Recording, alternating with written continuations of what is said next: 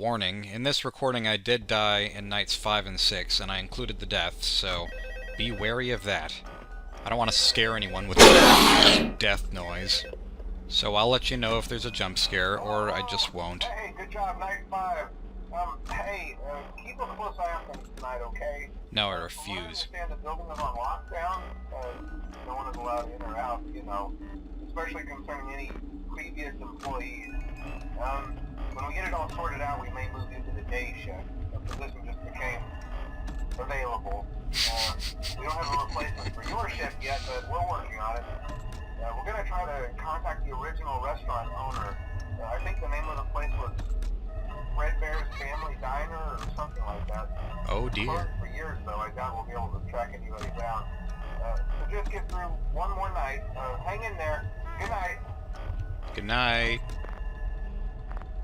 The day that this game came out was the day that the internet went crazy, like it normally does, but in this case, it first went crazy because the demo was supposed to be released, but I think Scott ran into some kind of issue with Steam, like he didn't have the license yet to release demos and he had to wait a week or something like that, and so he felt bad and released the full game.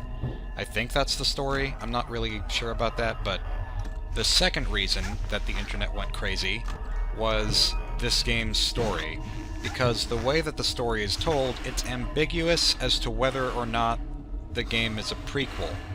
So whether this game takes place chronologically before or after the first one, there are people on either side who were seriously defending their stance that it was one or the other. And though I changed my mind, I was at first on the side that, come on guys, it's very obviously a sequel. What is this? And the logic behind that is sound. I mean, this game has more animatronics, it has new animatronics that were built with some of the parts of the old ones. And the old ones, like Bonnie there, are very clearly the same ones as the first game. This game has a somewhat more advanced setting than the first in terms of technology. And while it's very heavily implied that the phone guy dies on night 4 in the first game, and therefore he shouldn't be alive in this one, who's to say that the guy on the phone in this game is the same person?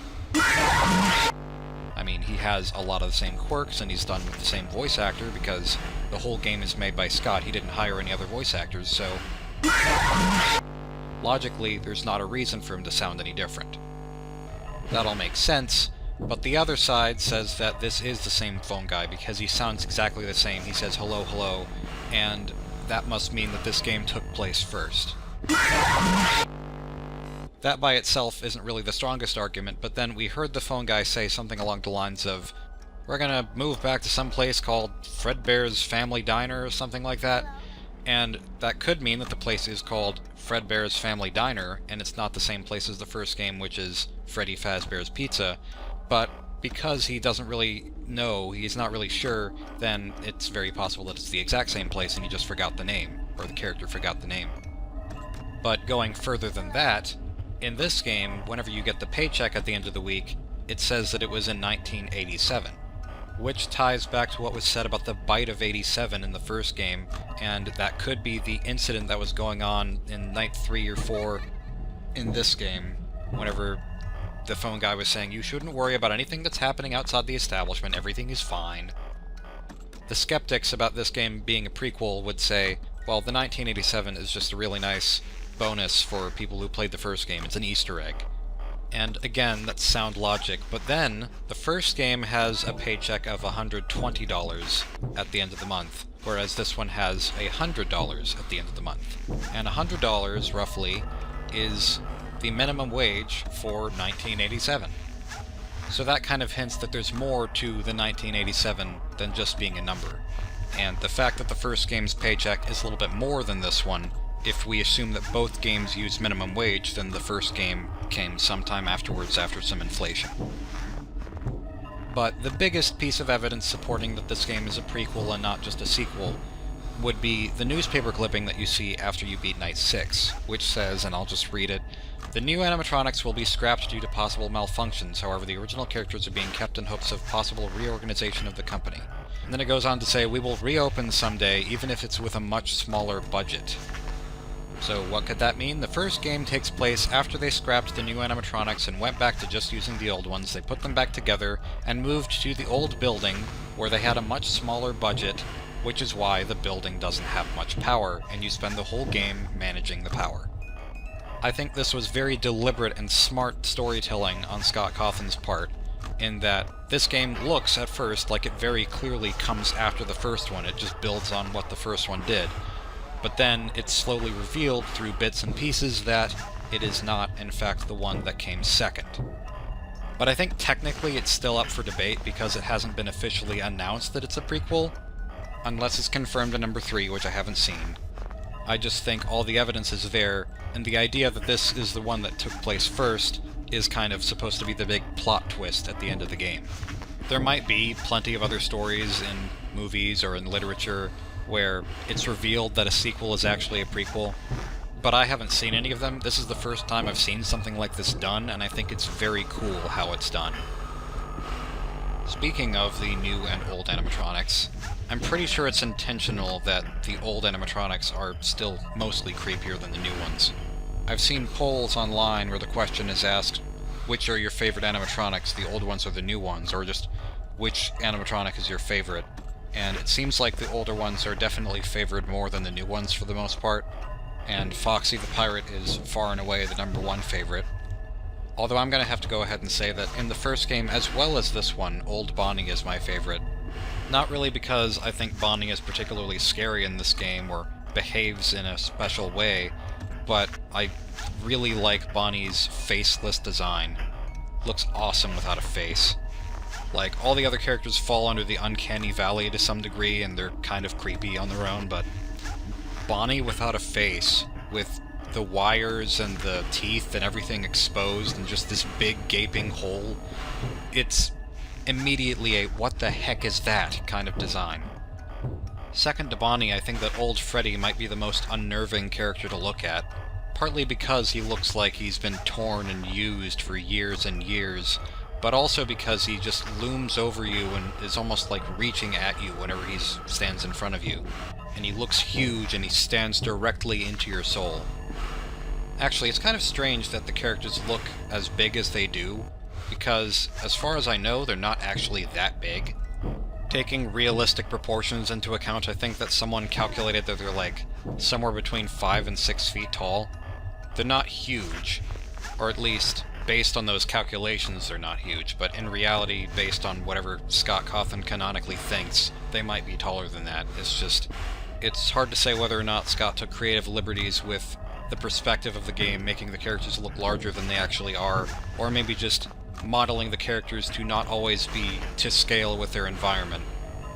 I know that I've done things like that with my own work before, but then again, I usually work with 2D and not 3D, so the mindset behind working with 3D and doing things like that might be entirely different. You know, I said earlier that I thought maybe this game had a more futuristic looking setting than the first one, but I think the more accurate way to describe it is this game's environment looks like a CG artistic rendition of someone's expectations of what the 2000s would look like in the 1990s. Just trying to make things look more modern by rounding their edges and adding more tubes and wires and making them shiny. But in reality, most technology does not look anything like this right now. Except for maybe the inside of the TARDIS in Doctor Who, in some small way. Scott said in an interview at some point that he thought one of the reasons that Five Nights at Freddy's did so well and became so well known is because it stands out visually. Because most people who might make a game like this would probably create it in a program like Unity, which is very common now, but he used Click Team Fusion and flat rendered images to create an effect that we don't really see very often in this day and age. Five Nights at Freddy's just looks like nothing else on the market. I think it's worth remembering visual styles that might be considered primitive these days because they still create a unique effect, and I think that this game looks beautiful for its purposes. It might not be graphically the best thing in the world, but visually I think the style fits exactly how it should. I guess it's now time for us to take our billions of dollars and run. I am Jeremy Fitzgerald. Welcome to the family. That could have many different connotations. Family is not always a good thing. It might mean the mafia. But maybe not. I decided that because I didn't have that much trouble with the 5th night on my second time beating the game, I would just go right ahead to the 6th night to see what it's like. And unlike the first game, it has its own phone call. Hello. What on earth are you doing there? Didn't you get the memo? The place is closed down, at least for a while. Someone used one of the suits. We had a spare in the back, a yellow one. Someone used it. Now none of them are acting right. Listen, just finish your shift.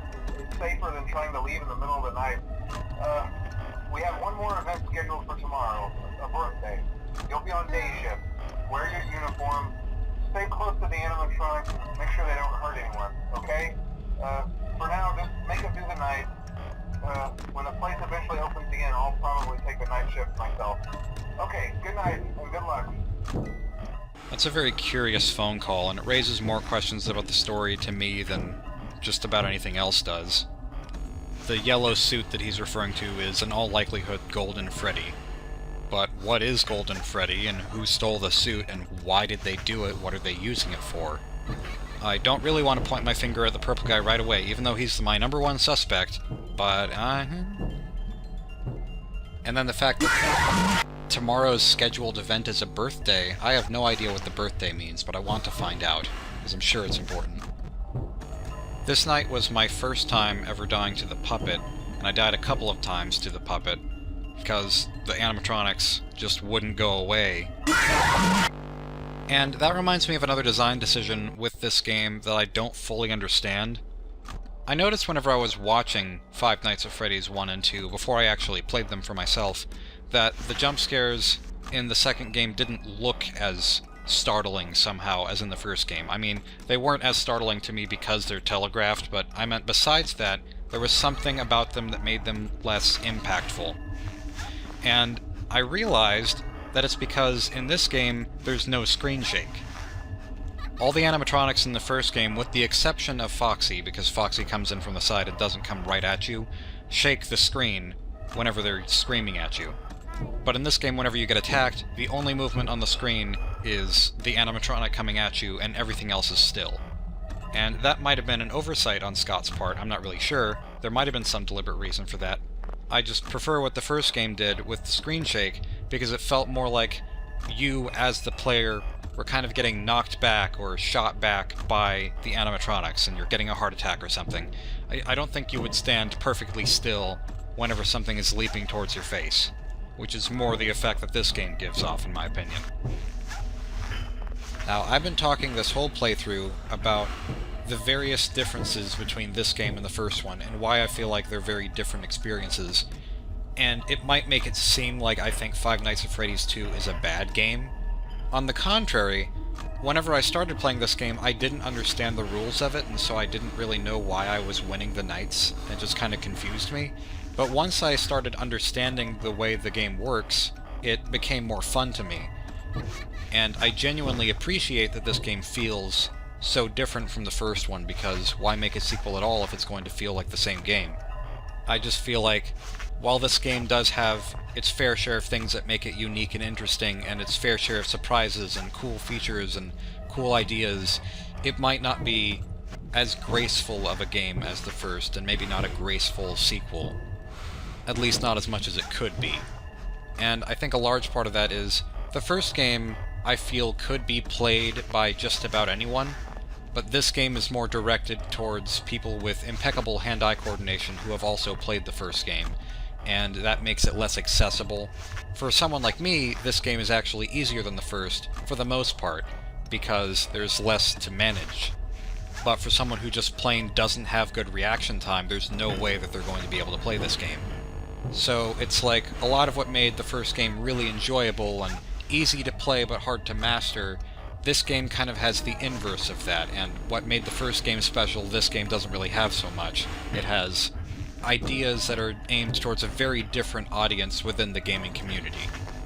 I was curious, and so I looked up the review score reception of the first game and this one, and the first game has scores in the 90%, and this one has scores between 60 and 70 from most reviewers. I feel similarly. I mean, I'm not really one to give review scores, and I might not think this game is a lesser game for the same reasons that those reviewers did. I just feel like the layout and the emotions that are created with this game are all weaker than the first one. Except for the emotion of agitation, because Five Nights at Freddy's 1 did not annoy me whenever I played it. I always felt like whatever was going on, if I died, it was my fault.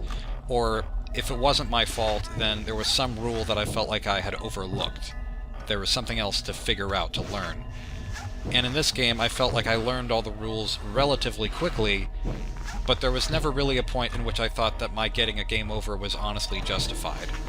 Part of it was, I feel like no computer mouse that I've ever used has ever been perfect, and one slight fault with using a mouse in this game leads to your death, and it's very unforgiving.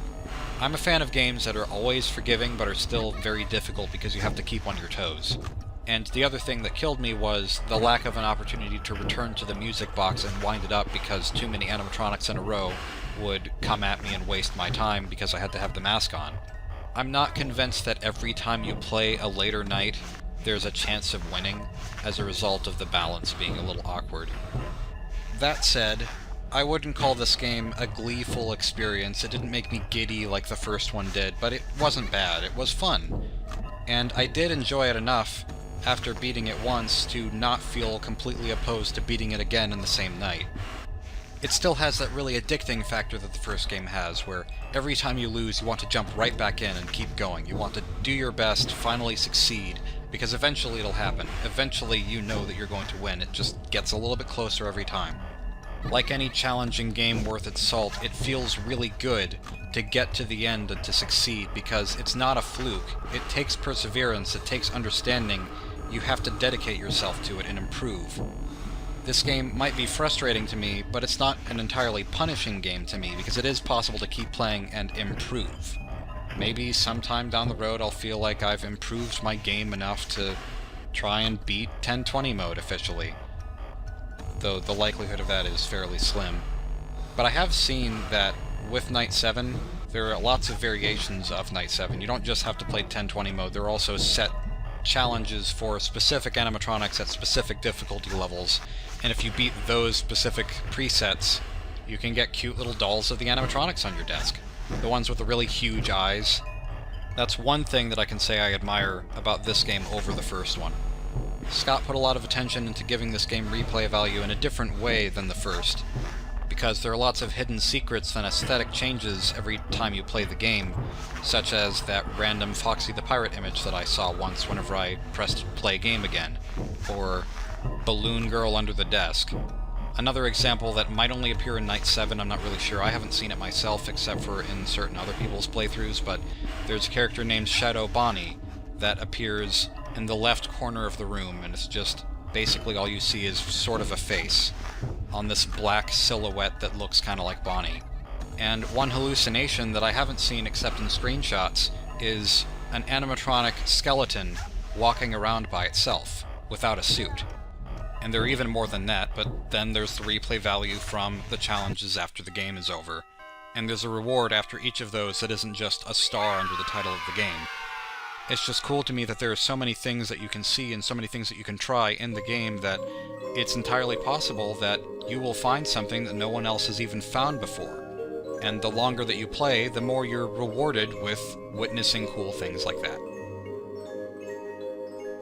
I'm sorry this Let's Play was more of a serious, in-depth review than a Let's Play, but I felt like I had a lot of things that I needed to say. So, thank you all very much for watching. I hope it was still enjoyable, and I am for sure going to play Five Nights at Freddy's 3 very soon, because I am excited for that. So, I will see you all then.